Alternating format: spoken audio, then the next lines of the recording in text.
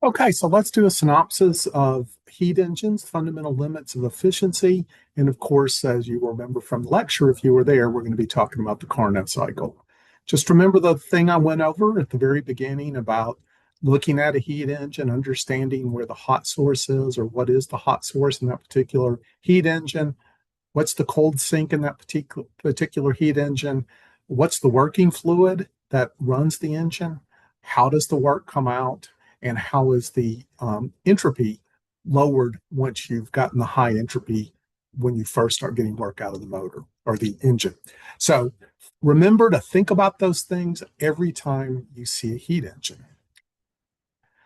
Just gave you a couple of examples of some very, very old heat engines, and we went over what's the hot source, what's the cold source, what's the working fluid, how do we recover the low entropy, and we talked about those just briefly.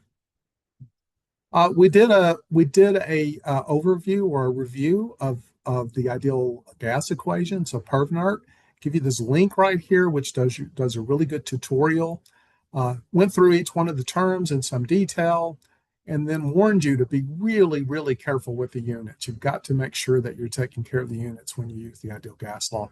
Now, that's true of anything. You always have to take care of the units, but I was just giving you this particular warning because I've seen so many errors come out of the use of the ideal gas law and people weren't particularly careful with the units. So we went through this whole thing of understanding the work that gets done by an expanding gas pushing on a piston. So we worked that out in some detail. So here we were just looking at the expansion. We weren't doing an entire cycle or anything like that. We just went through and brute force calculated the work as the integral of the force dx from where you start to where you end, and then saw that we could write that as an equation just having to do with pressure and volume. And then since the expansion of the gas, uh, all of the heat energy that comes in is doing work on the piston as the gas expands. So the temperature is not changing. So we're staying on an isotherm. And since we're staying on an isotherm and the temperature doesn't change, but the gas expands and does work on the piston, then the work that we do on the piston, which is given by this integral here, is going to be exactly equal to the amount of heat energy that comes into the system. That's just a consequence of the first law of thermodynamics. So if you understand the first law of thermodynamics, then that was no surprise to you at all. Okay, so after we went through and understood how we would calculate that, we went ahead and we introduced the Carnot cycle. Remember the 4 steps of the Carnot cycle? There's an isothermal. So in isotherms, we have an isothermal expansion as we go from 1 to 2 at a high temperature, a high constant temperature, the temperature of the hot source. And so we have heat energy coming into the system, and all of that, 100% of that heat energy that comes in ends up going out as work as we go along the isotherm from point 1 to 2. Then we're going to have an adiabatic expansion, or we're going to have a isentropic expansion. Isentropic means that in this particular phase, when we go from point 2 to point 3, we're not going to have any changes in entropy. So no heat transfer is going on. So we take away the hot source, we let the gas continue to expand, and it pushes out, does more work on the piston. But now, since there's no heat source putting energy in, that energy has to come out of the gas. And the way it comes out of the gas is it comes out by dropping the temperature. So the volume is going to go up because we're continuing to expand, but the pressure is going to go down a lot. It's going to go down a lot more than just as 1 over V because the gas is cooling. That gets us to point 3. So at point 3, what's going to happen is now the flywheel has reached its point where the piston is as far out as it's going to go. And now the flywheel is going to turn around and it's going to push the piston back in. It's going to compress the gas. So now we're going to do work on the gas instead of the gas doing work on the piston. So as that piston compresses the gas, it's going to push heat energy out of the gas, and that's going to be absorbed into the cold source. And the cold source is going to keep us at a constant cold temperature. So once again, we're going to be an isotherm, and we're going to compress the gas back to this point 4. this point, we're going to remove the cold source, but the flywheel is going to continue to push the piston in. And now, since we're doing work on the gas, but we no longer have a constant temperature, then we're going to do an adiabatic compression, an isentropic adiabatic compression, which means that it's going to continue to compress a little bit, but now the pressure is going to go back up. And it's going to go back up to 0.1, and it's going to go back up to the temperature is going to go back up to the hot temperature. And then we just keep repeating that process. And every time we go around this process, every time we make a loop in this process, we're storing a little bit more energy in the kinetic energy of the flywheel. I did point out to you that we could have done this instead of doing it in pressure and volume space. We could have done it in temperature and entropy space. And in fact, if you do that, it turns out to be a little bit easier to do the calculations. But we did the hard way in the PV space just to make sure that we really understood exactly what was going on. So this bottom row here, you can sort of match up these with the points on the graph and understand what's happening to the pressure, the volume, the temperature as we move around the cycle and end up back where we started in the repeat. One more time, I want to warn you, we are ignoring all non-ideal losses. So there's no friction, there's no heat leaks. So when we calculate an efficiency from the Carnot cycle, this is going to be the upper limit of the efficiency of heat engine. Any real engine will not reach that efficiency. Just a reminder, modeling the hot source as an infinite source of heat that maintains a constant high temperature. The cold source, same thing on the cold end. It's a unlimited sink for heat energy without changing its temperature. It stays at that low temperature. Fundamental limits set by the third law, which means it can't quite get to absolute zero, but remember, practical issues would place the limit at much higher temperatures. The working fluid in this case is an ideal gas, and we're just going to be considering monatomic ideal gases. And the engine is just the piston that's moving in response to that working fluid.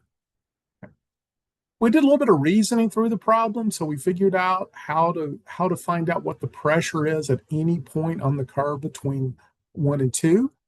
And we get that from this equation. And then we did a little more reasoning and figure out what pressure 4 times volume 4 is. And it's the same as pressure 1 times volume 1, but it's scaled by the temperature. So with the cold temperature divided by the hot temperature. So it's PV4 is going to be lower than P1H1 or V1. And it's going to be lower by the ratio of the cold temperature to the hot temperature. And that just comes straight from the ideal gas law. You can drive that yourself. So then that allows us to know what the pressure is at any point between 0.3 and 4. And we just plug those two relationships in the first two bullets in, and we get the relationship for P as a function of V when we're on the curve between 0.3 and 4.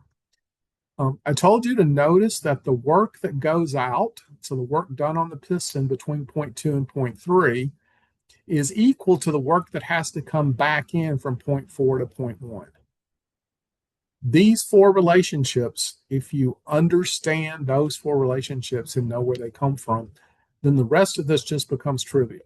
We just use these four relationships, we just plug them into the work equations, and we go for it. All right, so we calculated the Carnot efficiency. So we figured out how much work was done to the piston as we went from 0.1 to 0.2. We figured out how much work the piston does on the gas as we go from 0.3 to 0.4.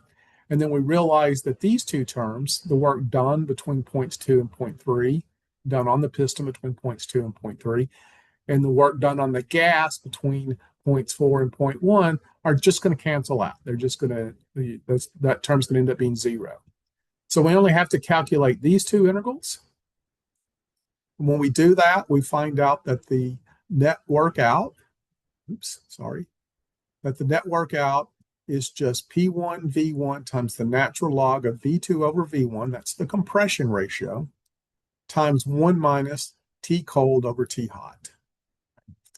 And since we know that the Qn is equal to the work that gets done between point 1 and point 2. Because remember, all of that work that goes out into the piston had to be was fueled, was pushed by this Qn coming in from the hot source. So Qn is going to be P1 V1 times the natural log of V2 over V1. All right, so we have the net work that we get out, and we have the amount of energy that we put in. And now to get the efficiency, we just take that ratio. And we take that ratio, we get this extremely simple expression for the efficiency in the Carnot cycle. It's just 1 minus T cold over T hot. Remember, those temperatures have to be absolute temperatures. This has to be in the Kelvin scale for this to work. Okay, so that's really all there is to it. Just a couple of little integrals and a couple of little relationships, and you just plug them in and turn the crank, and you get this nice simple answer. I did point out that you could have worked this using temperature and entropy instead of P and V. Take a look at that and see if you could do it. See if you would know how to do that particular calculation. So I told you that in practical working efficiency, various heat engines, that automobile gasoline engines are about 25% efficient, give or take. Some of them are a little bit higher. Diesel engines are higher. A gas turbine, so that's the Brayton cycle, which we're going to study not next, but the thing after what we're going to study next. You get 40%, maybe even higher, and certainly in what we call combined cycle plants, where you run both the Brayton cycle and the Rankine cycle, you can approach 60% efficiencies. And steam turbines, so things that run the Rankine cycle, which is the thing that we're going to talk about next, then you can get 35, maybe even 40% if you're running those things in supercritical steam sorts of situations. But know that when we calculate the efficiency of a heat engine just using that Carnot relationship, that we're only going to get, as maybe if we're lucky, 2/3 of that Carnot efficiency. The rest of it's going to be lost to those things we ignored when we calculated the Carnot efficiency. So the ignoring the friction, ignoring the heat leaks and things like that. When we actually have a practical system, we can't ignore those things. And so we won't get the Carnot efficiency, but we can tend toward it, maybe as much as 2/3. Now, note that you may need to use this rule of thumb in some homework problems. Okay, so that was our look at the Carnot cycle, our introduction to heat engines, and that sets the table for us to start to talk about practical heat engines that we're going to use to make electricity. And we'll pick that up in the next synopsis.